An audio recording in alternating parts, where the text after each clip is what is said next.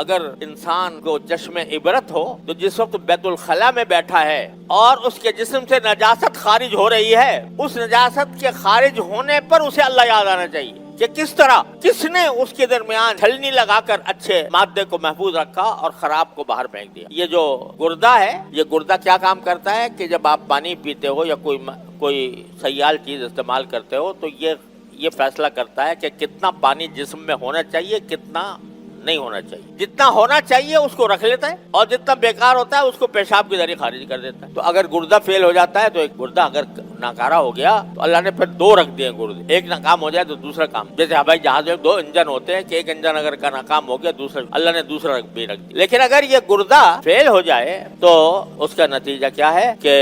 اس کے اندر یہ صلاحیت نہیں رہتی کہ کتنا پانی گھر میں رکھنا ہے، کتنا باہر۔ روز ڈائلیسس کے لیے آدمی جا رہا ہے۔ ایک مرتبہ جو اس گردے کے بہت مشہور ڈاکٹر تھے، ڈاکٹر ادیب رضوی، ان سے میرے بھائی صاحب نے پوچھا کہ حضرت جب لوگوں کے گردے بیکار ہو جاتے ہیں تو دوسرے کا گردہ لگایا جاتا ہے ٹرانسپلانٹ کر کے، تو کیا ایسا نہیں ہو سکتا کہ مصنوعی گردہ بنا لیا جائے؟ جیسے مصنوعی ہاتھ بن جاتے ہیں، مصنوعی پاؤں بن جاتے ہیں، تو ایسا کوئی مصنوعی گردہ بنا؟ تو ڈاکٹر صاحب مسکرائے اور انہوں نے کہا کہ بھائی بنا تو سکتے ہیں گردہ مصنوعی، چمڑے کا، کسی اور چیز کا، اول تو اس کو بنانے کے لیے کئی میل پھیلا ہوا کارخانہ بنانا پڑے گا، کیونکہ جتنی باریک چھلنی اس کے اندر ہے اب تک وہ انسان کوئی ایسی چھلنی بنا نہیں سکتا۔ دوسری بات یہ ہے کہ سب کچھ کر دیں آپ، بالکل گردے جیسا ایک مصنوعی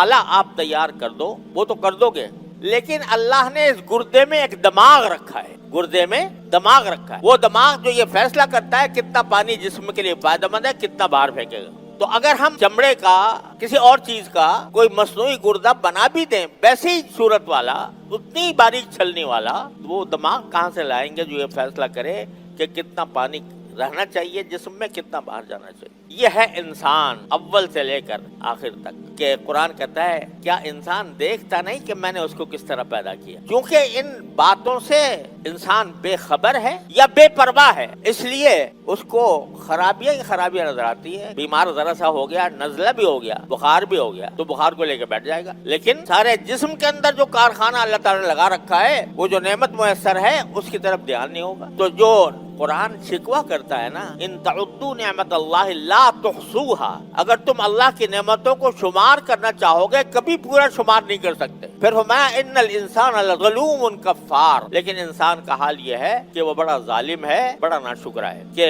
میری نعمتوں کا اس کو دھیان نہیں۔ سوشل میڈیا پر سب سے قدیم اور سب سے ریلائبل برانڈ درسقرآن.com